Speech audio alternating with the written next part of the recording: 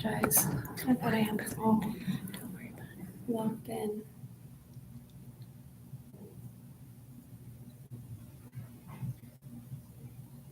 I don't know where I got cut off, though. I don't know where to start. Omega.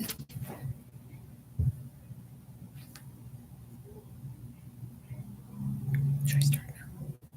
Should I wait? Give 1 second. I gotta send new link.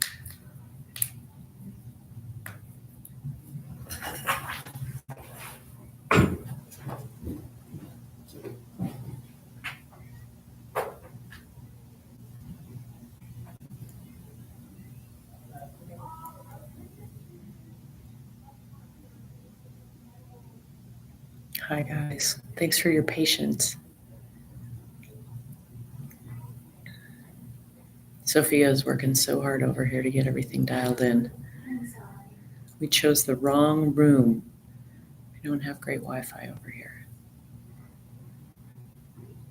Okay. Looks like lots of you are loaded back in. If you feel like dropping anything into the chat and giving us feedback, that would be great. Thanks, Chad. Thanks, Dan. Perfect. Awesome. Wonderful. My apologies. I'm going to start with omega-6 and omega-3 fats. Hopefully I won't be too redundant, but just talking a lot about how when we have, thanks, Kyler, when we have our omega-6 and omega-3 fats in balance, meaning we have lots of those rich anti-inflammatory omega-6 fatty acids from eggs and cold water fish, and we can keep those omegas high, omega-3s high. The omega-6s are what we find in the processed foods with the added sugars and the different oils and obviously preservatives and colors and all those things. That ratio, we want to keep the standard American diet. Our omega-6 ratio is really much higher, and we're trying to get that more in balance. So not to vilify omega-6, just to know that we do need a balance of both, and we need to keep those even. So that was the messaging there. And then I had moved on to gluten. I apologize if this is redundant, but gluten for celiac, people with celiac disease is really deleterious to their health and extremely inflammatory. And for non-celiac gluten sensitive people, it is also really hard on our gut, but also gluten is in a sensitive gut. It helps the body overproduce zonulin. Zonulin is the protein that the body makes that is in control of those intestinal barriers. So we need to keep those tight, but overproducing zonulin will drive them apart. And once other food particles can get in through that intestinal barrier, leaky gut, we sometimes call it, then our body starts producing antibodies to fight those antigens, and then we can get into real trouble and create a lot of inflammation. Once we create a hyperactive immune system, we create pro-inflammatory cytokines, and that can be really, really hard on our bodies. Thanks, Colleen. Glad you're back. Thanks for hanging with us.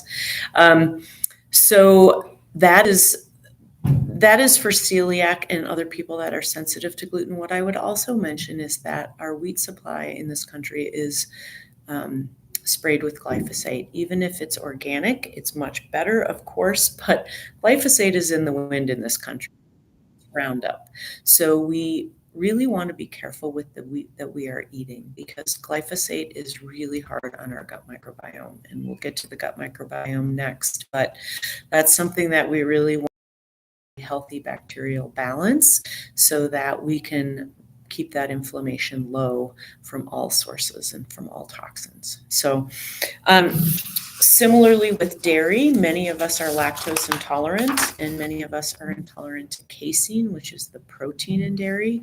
So if you have an intolerance or are not making, and so you're not making enough enzymes to be able to digest dairy, that can be really inflammatory as well. And again, just getting those pro-inflammatory cytokine chemicals in anytime you're hyperactivating your immune system. So that And also with dairy, we need to be careful to be buying organic milks, cheeses, things like that that are grass-fed and organic and not loaded with antibiotics and hormones and chemicals and stabilizers. Keeping carrageenan out of our cottage cheese and making sure we're buying a nice grass-fed organic milk, those kinds of things. Just really impactful for inflammation. The gut microbiome, kind of circling back to that because it's a really, really important system. We need to keep the good bugs winning, I like to say. So we have more bacteria in our gut than we do human cells in our body. There are bacteria lining every part of that tube that goes all the way from the top to the bottom. And the gut bacteria are, we call the gut our second brain. It's 92% of our serotonin, so our mood boosting chemicals are made in our gut. Over 70% of our immune function is seated in our gut. So it's really important that that system is functioning really well. And gut health controls so many things besides the digestive system that we really don't want it inflamed. Of course, we all know that when we take an amazing life-saving antibiotic, when we have that infection, the ear infection, or whatever we, strep, anything that we might need it for, that's a great thing to have. But the reality is those antibiotics go into the gut and they don't discriminate between the good bacteria and the bad bacteria. They just take over and they wipe everything out. So really important that we do the right thing on the other side of that antibiotic use and make sure that we take a powerful probiotic, try to get lots of different strains of probiotics. Another great thing that we'll talk about when we get to the solutions is eating fermented foods. So really focusing on, and sugar feeds the negative bacteria in our gut, the bad bacteria in our gut. So there's another reason to avoid sugar, as that's another, gut microbiome health is really important in controlling inflammation. So let's see. The next thing we get to talk about is alcohol. And of course, having a drink here and there is just fine. But the reality is alcohol is still a toxin. So as a toxin, it will damage liver cells. It will cause inflammation because it will trigger that immune response and give the body a reason to have more stress and hence more inflammation. So the other thing about liquor and alcohol in general is that it is sleep disruptive. It feels like a really good thing when we're trying to go to sleep and it helps us fall asleep, but the liver wakes up in the middle of the night, then it wakes us up, and so it's sleep disruptive. And we really need sleep to control inflammation.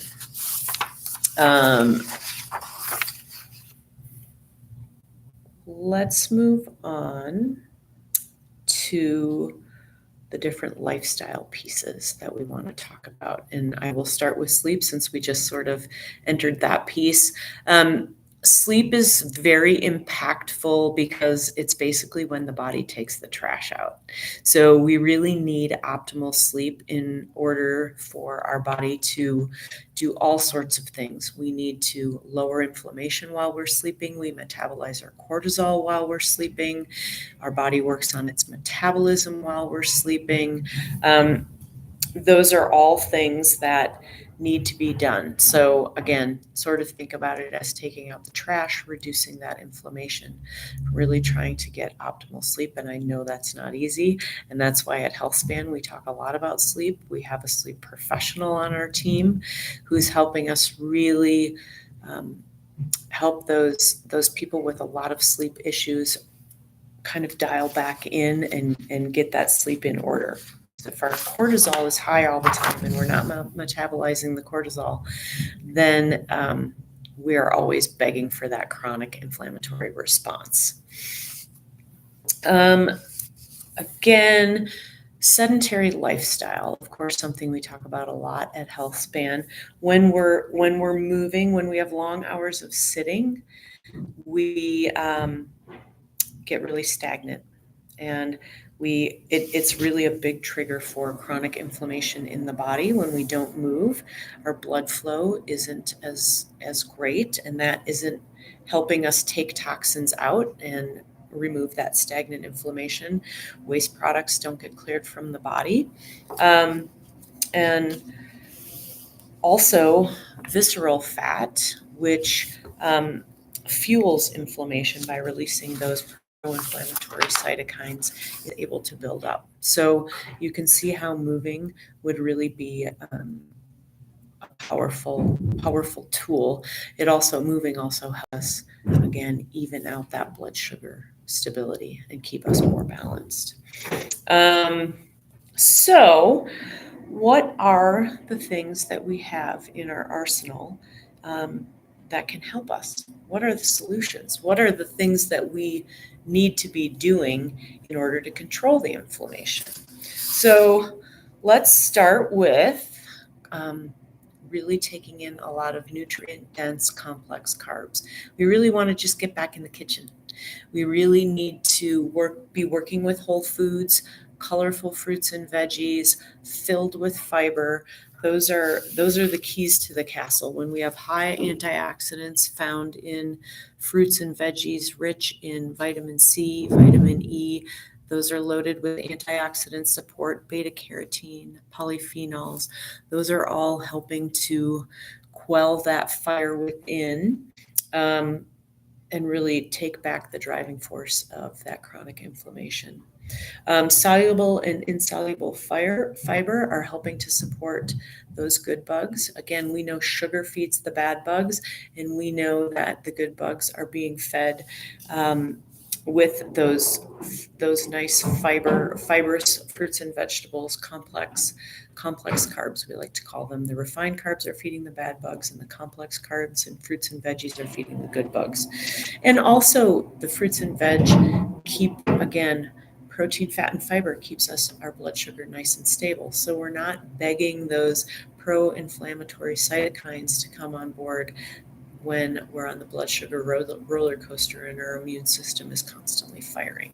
So thinking about whole foods, lots of leafy greens, berries, colorful berries loaded with antioxidants, cruciferous vegetables, broccoli, kale, Brussels sprouts, cabbage.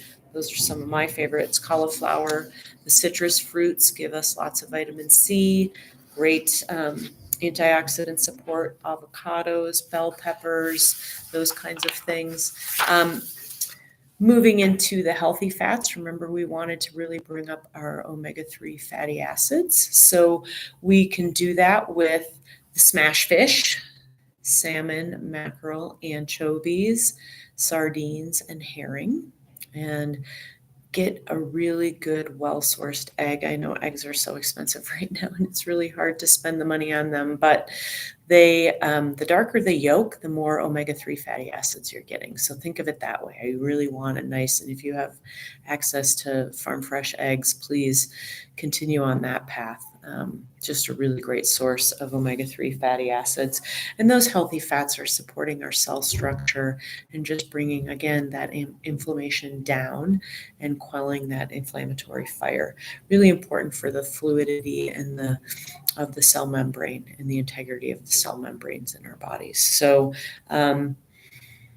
those healthy fats also help us absorb vitamins A, D, E, and K. Those are our fat-soluble vitamins. So when we have healthy fats on board, we're bringing on more of the fat-soluble nutrients that we need to really be healthy and to have a great functioning immune system. They're also super important for hormone balance. So all of our steroid hormones need a healthy amount of fat and cholesterol in order to be produced and to thrive. I am a big fan of extra virgin olive oil. It's a polyunsaturated fat rich in polyphenols. I prefer it for drizzling and salad dressings and the like. It doesn't tolerate super high heat. You can do some roasting and some light sauteing in it, but I prefer to do those with avocado oil and coconut oil typically. Again, back to building your gut microbiome to quell that inflammation. So I love working in a lot of different types of fermented foods.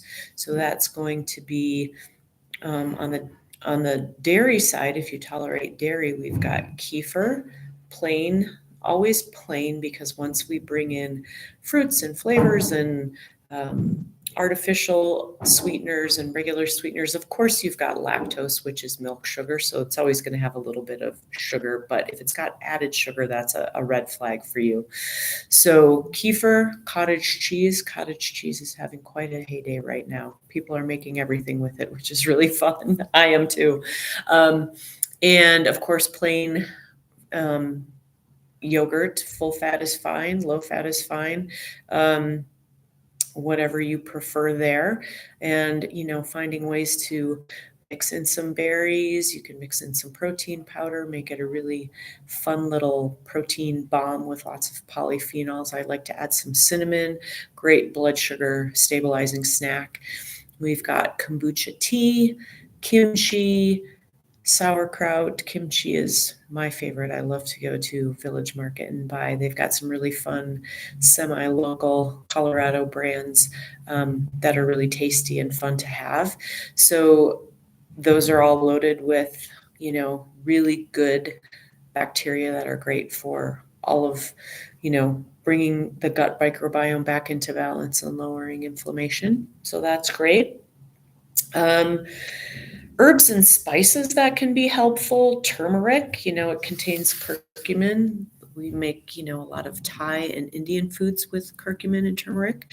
So that's a really powerful compound for blocking the inflammatory process. Ginger inhibits inflammatory cytokines and is also really tasty and fantastic for digestion. Garlic has allicin that boosts immune function to reduce inflammation in the system. These are all spices that we can find in different teas and use in our cooking. So those are fun to bring on board. Of course, drinking plenty of water, right? Flushing out toxins and helping to properly hydrate our lymphatic system, moving things around, clearing out inflammation that way. I love to, staying hydrated just keeps the joints nice and lubricated. Put some lemon water in there, add some extra detoxification. A couple different ways you can look at it. I love saying at least 64 ounces of water, 8 ounce glasses of water a day. Some people prefer to say half your body weight in ounces. And I always like to think about it as your workout water is extra water, right? That doesn't necessarily count as part of your full day of water. I think you need extra for that. And especially now we are Coloradans and we live in a very dry climate and it's about to get warmer. By the end of the week, it's about to get warmer. So we really want to be making sure we're properly hydrated to keep that inflammation down as well. Of course, regular exercise. So as health span participants, you will be guided in wonderful ways about how to be exercising. And again, going back to that piece about being sedentary, there are so many ways that we become more inflamed when we are sedentary, just by not moving, not getting toxins flowing, having that blood circulation be stagnant is really not helpful. So we want to be moving, and that also improves our insulin sensitivity, keeps us off the blood sugar roller coaster of inflammation. I love to talk about exercise snacks, and I know our HealthSpan team does as well. I know we have a lot of very busy participants in this program. So I am a huge fan of getting up and doing a 2-minute wall sit in between meetings, or doing 10 squats every time you go to the bathroom. There are so many things. Doing a small 5 to 10 minute walk after lunch, breakfast, dinner, just to, again, bring that insulin response so that we can get glucose into those muscles more efficiently and keep ourselves nice and balanced and fight off that inflammatory process. Ample sleep, of course, is our body's time to repair. So be thinking about ways that you can improve that by getting to sleep at the same time every night. getting up in the same time every morning. Try not to let that slide too much on the weekends. Shutting down screen time at night. I love to talk about having a 3-hour window between your last meal and bedtime. We know that outcomes are better for sleep when we don't head into sleep digesting food. Your body has a lot of jobs while you sleep. It has to work on your metabolism, cognitive function, immune health. So we really want to, and metabolizing cortisol, right? Keeping that inflammation at bay. So we really want to maximize 7 to 9 hours is preferable. I know that telling people to just sleep better is not the answer. We all need tools. So you'll be getting more of those tools again from your clinicians and from all of us. We all care deeply about sleep. So really thinking about that. Managing stress, of course, chronic stress, chronic inflammation. So bringing that down with some simple box breathing, 4 in, 4 hold, 4 out, 4 hold. If you do 3 or 4 cycles of that, you will enact your rest and digest parasympathetic system. I like to do them before I start eating because it does really help us connect and digest our food better. We have better nutrient absorption.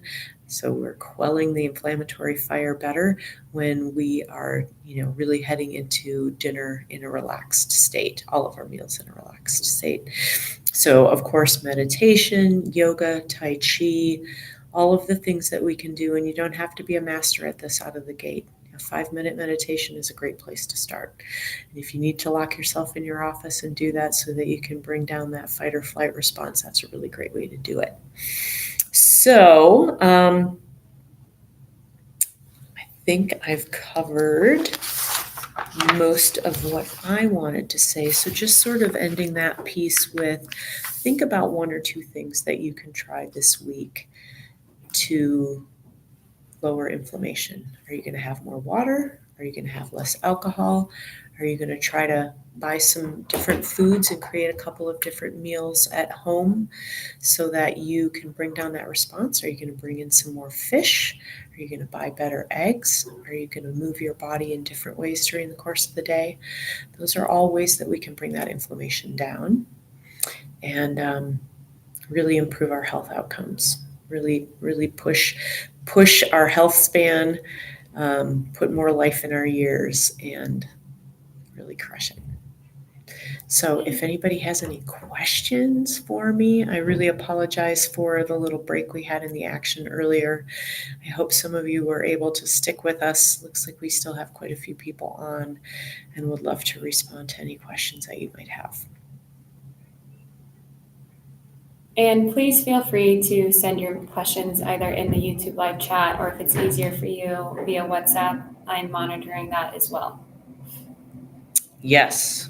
Yeah, the WhatsApp thread is alive. I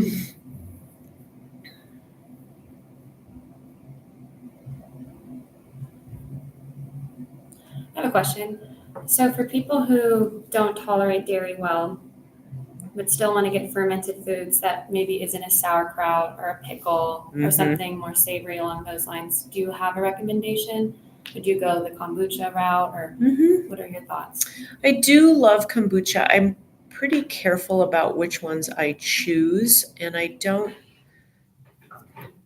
do a lot. I might mix a little bit of kombucha. I love the Synergy brand is made with fruit juice versus actual sugar.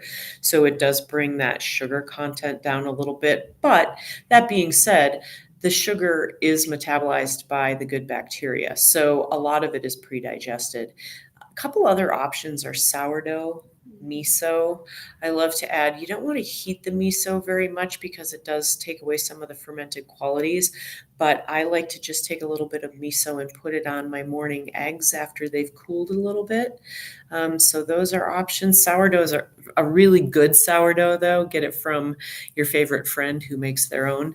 I don't really trust, something that I would just buy at City Market in a loaf. I don't trust that there's a really good high bacteria content in that kind of sourdough, but we all have so many friends that are into sourdough right now that those are great options.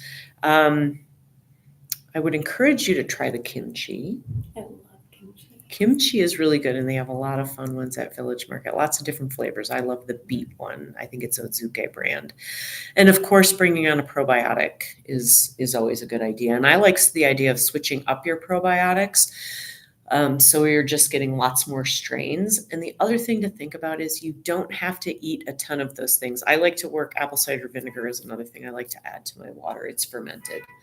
So having a fork full of kimchi at lunch, having a little apple cider vinegar and kombucha in some sparkling water can make it feel a little bit like a treat. So just bringing in a lot of different types of strain, just keeps those good bugs. And then if we feed them with the prebiotic fibers, then they're really growing and thriving. Josiah has a great question to follow that up. Okay. What are your thoughts on the prebiotic drinks like Poppy or Olipop? I must admit I've recently been sucked in when I found Poppy at Costco. So yeah, I think those, it feels a little bit like everybody's hopping on that train, but I don't know that that's such a bad thing. I am a fan. I do like to kind of mix them up and throw them in. I'm not a huge fan of, and Poppy is stevia, which is fine. I don't think everybody's a huge fan of the aftertaste. I like stevia in a lot of things. Sometimes it gets to be too much, but I think that, I'm a fan of all ways that we can get the gut microbiome going in the right direction. So I like it. They're tasty. Are there any signs in somebody's lifestyle or symptoms that they may bring to the table that immediately cue you into them needing to take on an anti-inflammatory diet? Yes, definitely. I mean, anytime we find autoimmune dysfunction in somebody, that's definitely a sign. The first thing that I do when I have a client with an autoimmune disorder of any kind is get them immediately off gluten and dairy. There's a lot of crossover there. There's intolerance there. So that is something that would definitely send up a flare to me for inflammation. The great news is that HealthSpan, we're testing your C-reactive protein. So we know if you have a fire inside, just because you're a HealthSpan member, and that will be addressed immediately. We want that CRP, it's called. We want that CRP number well under 1. So if it's over 1, we will be addressing that very quickly. And frankly, there's no reason not to be on an anti-inflammatory diet. I think that most of us would agree that everything I mentioned in here are just basic, great foundational ideas. Less processed food, less added sugar, less refined carbohydrates, more whole foods, bringing back our kitchen, more cold water fish. I'm a big fan of beef. I have a quarter of a cow sitting in my refrigerator. So I think that really well-raised grass-fed beef is very high in omega-3 fatty acids. The problem is when we're having less quality red meat, we are not just what we eat, but we are what we ate. So when a cow is eating a corn diet, which is not what it's meant to eat, it has sickness, and they have to give it antibiotics and lots of other things to make sure that it's, and the meat quality goes down. It's not as high in omega-3s. That's why it's kind of fun that we can look at an egg yolk, and based on the color, we can tell how rich it is in omega-3 fatty acids. We can tell what it ate. So there's the long answer. Another one for somebody who's coming in who's very or who hasn't quite dove into all of this. What is a small change that you introduce first? Okay, great question. And I would just go right back to taking back your kitchen. And I do a lot of work with all of our clients on we're busy people. And so making sure that you have your prep streamlined and that you're not caught off guard at 4:00 in your busy day trying to figure out what's for dinner. So if you spend a little bit of time, this doesn't sound like an answer, but it's going to be the best answer, is just making more time, spending a couple hours on the weekend, planning some meals, doing some shopping, and making some things that you can have prepped throughout the week. Make a big big saute pan or roast a big bunch of your favorite vegetables and have them to throw into a glass dish under your leftovers from dinner for lunch every day. That's a great way to get more color in your diet and keep your lunches a high quality lunch. So it's going to require some planning, and we talk about that a lot at HealthSpan, just making sure that you're set up for success. We all spend time brushing our teeth and moving our bodies and doing things to optimize our health. We really have to think about the foundational things that can help us get there.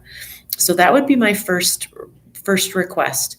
Find those whole foods that you're going to bring into your meal plans this week. And maybe the last question, where does coffee fall into all of this? All over the place, because I love it. Buy yourself good coffees. A lot of the commercial coffees unfortunately have mold toxins, so we do need to be a little bit careful. So upping your coffee game is great. I have no problem with coffee. Coffee is actually full of polyphenols and antioxidants, so just like really good quality dark chocolate is. So those are not things that I want to take away. Of course, we just need to know what our own body's response is to caffeine, because everybody responds differently. Some people are super fast metabolizers and can race through a cup of coffee and fall asleep, 10 minutes later. And some of us have to either not drink it at all or have it earlier in the morning to make sure that it doesn't impact our sleep later. So I would say, if it's going to have a deleterious impact on your sleep later in the day, because it does have a long half-life, then that could be a negative impact on inflammation. But you have to kind of see what your relationship is with that. But I'm a fan. Wonderful. Well, everybody, thank you so much for joining today. This recording will be on our YouTube channel. I will send out a link, so if anybody misses it or would like to go back, you have access to that as well. Again, I apologize. I think it was the Wi-Fi. So we'll make some changes for our meeting next week with Eliza on toxin-free homes. But I appreciate you all being involved. Thank you so much, and I hope you have a great night. Thank you.